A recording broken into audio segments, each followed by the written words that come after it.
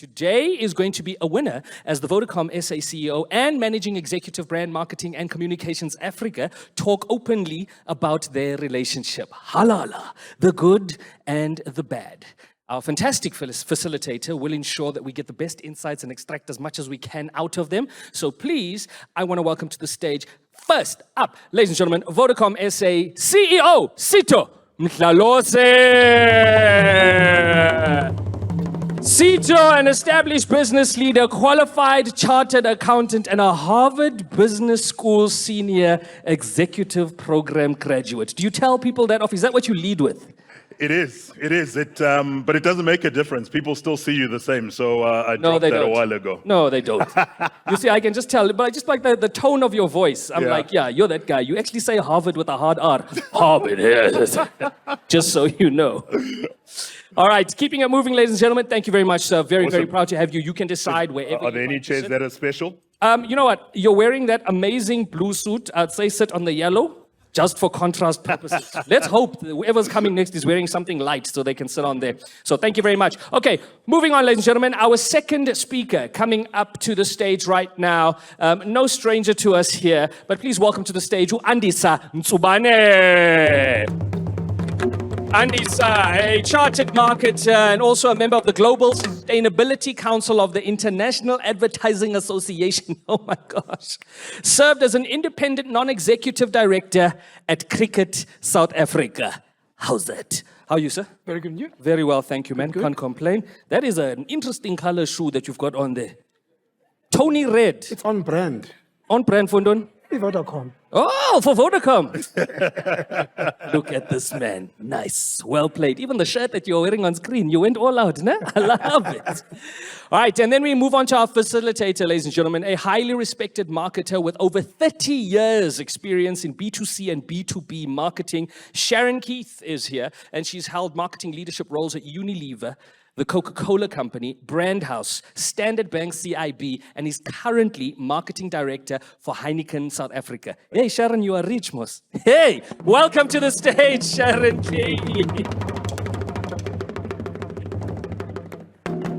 Thank you. Good luck. Take it away. Wow. Thanks, everybody. I had no idea that there were this many people here. Hi, everyone, and thank you for having us on stage. We have an interesting conversation which has been had before, but I imagine that there might be some new nuances today. We talk about personal relationships, we talk about professional relationships, we talk about partnerships in the business world, and people say it's just about chemistry. Well, I'm not so sure. I think that there's a little bit more to it than that, and I think we're going to find out today from Sitho and Andisa. I was interested when we were chatting earlier last week that Vodacom is 30 years old next year.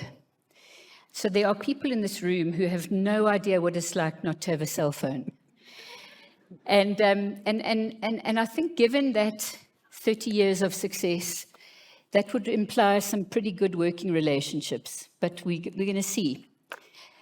I also heard a stat, I think from Andisa, that the average global tenure of a CMO these days is 36 months and declining. So you're on a slippery slope. Sitho, what's your view on that? Why do you think the turnover is so high or so quick? Wow. Look, first, I hope that's not a stat about Vodacom and declining on Vodacom. So, No. so I hope that's a global stat and nothing to do with us. But Yeah. look, I think it's an interesting one, Sharon. If I reflect on that, the reality is I'd guess the average tenure of a CEO is actually about 5 years. So maybe call it about 2 years, 2 years more than what you've just quoted for a CMO. So to that extent, there would seem like there's that. An average CEO might see out 2 CMOs. So I just no jokes there. But I think the thing that would come to mind when you say that is just about the stop-start nature of the relationship, the stop-start nature of the things you start to build for the long term that sort of get to an extent interrupted by the next person with all their ideas. And typically, you marketeers know that, and this is no different. You come into a role and everything that was done by the person before is average, and what you have is new and different, and and that kind of comes through. So I think that kind of stop-start nature of the relationship then needs to adapt to that, and to really bring out the best for the organization and not the individuals involved in the organization. And I think that's the sweet spot one would need to find. No, exactly. And if I recall, in my first job at Unilever, one of our technical directors used to refer to marketing people as casual labor, because because he said, "Don't know if you don't like what they say, hang about a bit because there'll be a new one tomorrow." Anyway, I think we've improved since then. Andisa, do you sometimes feel like we speak different languages, that the language of marketing and the language of business, or the CEO's language, is quite different? And how do you plan for that when you're working with Sitho? Yeah, look, I think CEOs are from Mars. No, I'm joking. Now, there's a standing statement I always kind of ingest say, which is, what's the difference between a marketer and an actuary? Marketers don't think they're actuaries. So the big thing is that,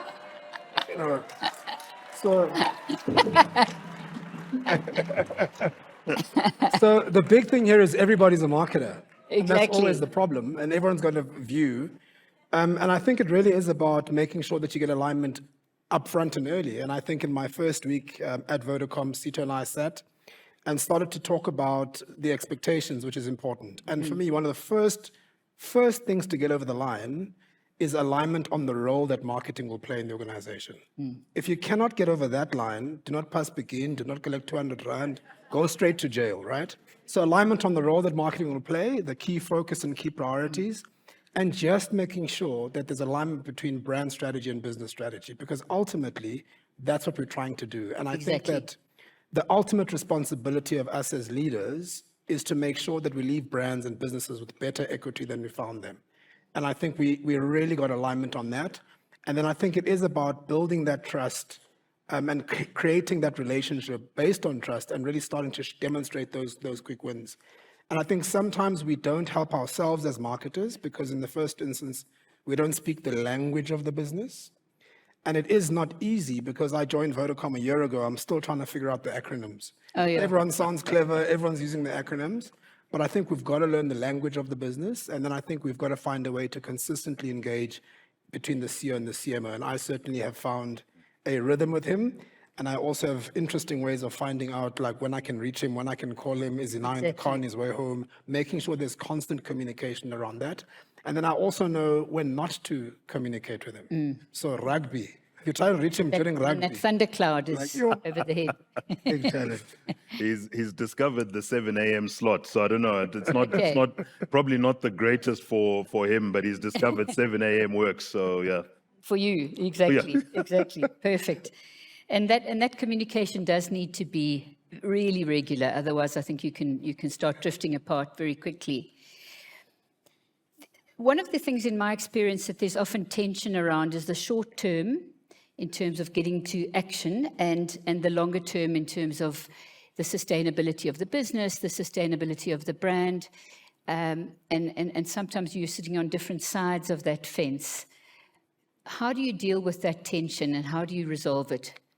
Ooh, yeah, so Sharon, that's a real tension. I think if you kind of come into my shoes, if Andisa comes into my shoes, what he realizes is a lot of what we're talking about is how the analysts are looking at the industry, what's going on with the total industry, with the total market, what's our 3-year view of where we're going, what does half one look like, what does full year look like. So there's a long-term view, but there's also a very clear kind of short-term targets, very KPI driven in terms of our industry in particular. I think our market's it's very competitive in that nature, and you kind of get that. So I think ultimately what starts off as we both agree on the long-term vision will always come down to, but at some point we need to prioritize. Yeah. So I might believe it's great that we kind of do everything that Andisa has articulated in terms of the strategy we've shared. But as the year goes on, Eskom load shedding gets worse. And I need to make a decision. Do I transfer some of those funds into diesel generators to keep the network running? Or do we continue on what we both believe is right, but there may be a timing issue. And so I think there's an element of, firstly, as Andisa said, being aligned on the long-term vision, because if you're aligned on that, then it's always around a phasing of the conversation and understanding what's critical for the business, not for marketing, not for technology, not for this, but for the business. And I think that's the important part of it. Exactly. But there's also a piece around the causal connection between the two, because we fully appreciate that focusing on one and neglecting the other has a significant impact. Absolutely. And so if you think about Vodacom as a brand, in 2023, people still remember with great fondness Yebo Gogo. And, ooh, listen to that.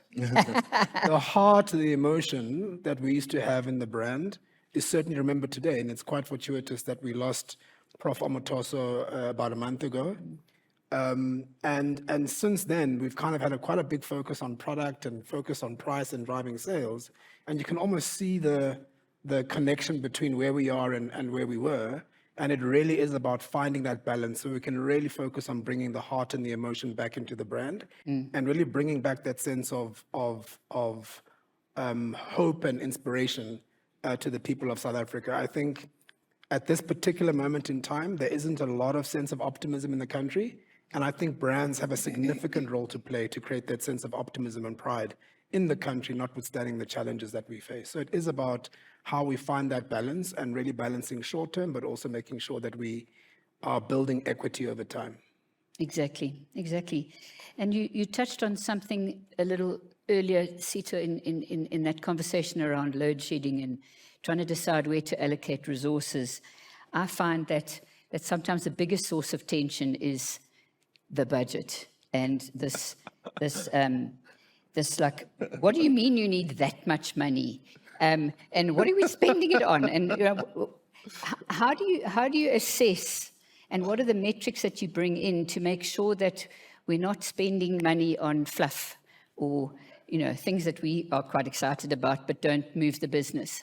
How do you guys balance that? Sharon, if the fluff discussion was up to me,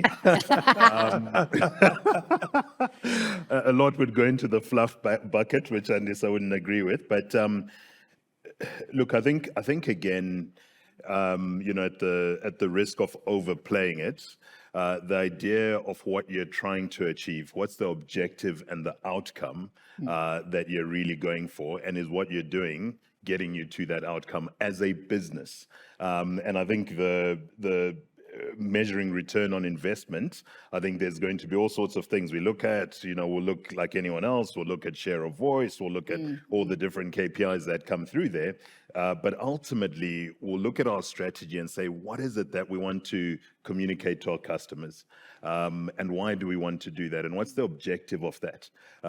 What's our brand really about in the context of South Africa right now? And I think those elements would always want to challenge ourselves against those. So there may be some things we might disagree in terms of how we do it. And I think on that part, fair to say CEOs should undoubtedly give the marketing folks more headroom, because we shouldn't be debating. And you're right. I think it's a very difficult role, I think, in marketing, because you've put in thought into it, etc. You bring it there. I just shoot from the hip because I don't like the way it goes this way rather than that way. And you know what I mean? So I think if we stay away from the little bits of the how, but are always focused and clear on the what it is we're trying to achieve and why, it makes the budget conversations, I'm not going to say easier, they've never been easy, but it makes them a little bit more bearable, I'd imagine. I can confirm they are not easy to say. But I do think that as marketing leaders, we're very good at complaining about budgets, but we're not very good at telling the business what they're going to get for the investment. Yeah. And I think we need to really step up and really start thinking hard about how we build those business cases for investment. And secondly, really start to look at both local and international best practice on marketing spend as a percentage of revenue, as an example, and really start to bring some of that external data into some of those conversations, which I think is useful because, as you say, C-suite executives don't necessarily know how much and why so much and what stuff costs. And I think that's important. And I think on the other side, we need to be doing a great job of reducing waste. Yeah. And we don't always do that. And I think in organizations, such as ours over time, we've got so many different businesses. We're in so many different categories. And it really is about how does all of this come together in a way that's going to be single-minded for the customer. And certainly as a complex business, which is one of the first discussions we had with Sitho, we both aligned that we need to really focus on simplicity as a key strategic imperative. Yeah. But part of that simplification is about making sure that we use our money in the most optimal way. And I think once you start doing those things, you gain more credibility, and some of those conversations from a finance perspective become a lot easier. Yeah, exactly. One of the other things which I find we're all having to deal with a lot more these days is managing consistency as well as innovation. So how do the two of you collaborate to really take risks and enable the innovation and the freshness that needs to come through to build your brand and build the business? You can take that one first. Look, I think it starts with, again, clarity on role clarity and what we're trying to do, and then making sure that we both have alignment on the ambition of where I want to take the brand. And certainly we aligned on that, and I've got great support in terms of the vision and the ambition of where we want to take the brand as we look to the next 30 years of the Vodacom brand in South Africa and beyond. And then it's really about how do we make sure that we're consistently communicating. And Sitho is quite helpful in providing guidance, providing support around, I'm with you, but maybe if you position it like that when we go to Exco. Yeah. So those are always very useful. And we've recently been in negotiations and things like that where he says, okay, listen, Andisa, I'll play the good cop, you play the bad cop. I'm joking, it's always the other way around. But really just kind of making sure that we're always on the same page around things, and obviously constant communication. So building that rhythm, building that sense of trust, I think is absolutely important to overcoming some of those challenges that may arise. Yeah. Is that your view as well, or would you? It is. I think I'd say, from my perspective, one of the things that's really, really helped me is to let me call it drop the unconscious bias. And I talked about, you started right at the start with it around a new chief marketing officer is going to have lots of great ideas because they want to leave their mark, regardless of whether that needed to be changed or not, right? So that's an unconscious bias that I'd say easily the business goes into with the relationship with the CMO. And so from my perspective, I think one of the things has been to drop that unconscious bias. And what that does is you're then open to a lot of challenge on things that the business could actually be doing differently and more innovatively. Even if I inherently think it was working and it's not broken, the point is, can we do much better on it? Yeah. Can we do something different? Can we do something pretty special, even though what we've got is good? And I think that's the ability, and that's the other good thing, I think, of having a little bit of a sort of a revolving door, if you like, as you called it, because it does bring in those different ideas, that creativity that comes in, etc. So I think that's one, is dropping the unconscious bias. The second is, in my mind, not saying no all the time, right? I think it's easier to kind of say no because you think the organization's got multiple priorities, etc. But what you do is you start to close yourself to innovative thinking, and I think that's been helpful in some of what Andis has brought. Yeah, that's fantastic. The other thing which I was going to say is that with the best laid plans in the world, the best budgets, the best kind of alignment, stuff happens. A crisis hits, and you've got to be able to adapt, and you've got to be able to respond really quickly.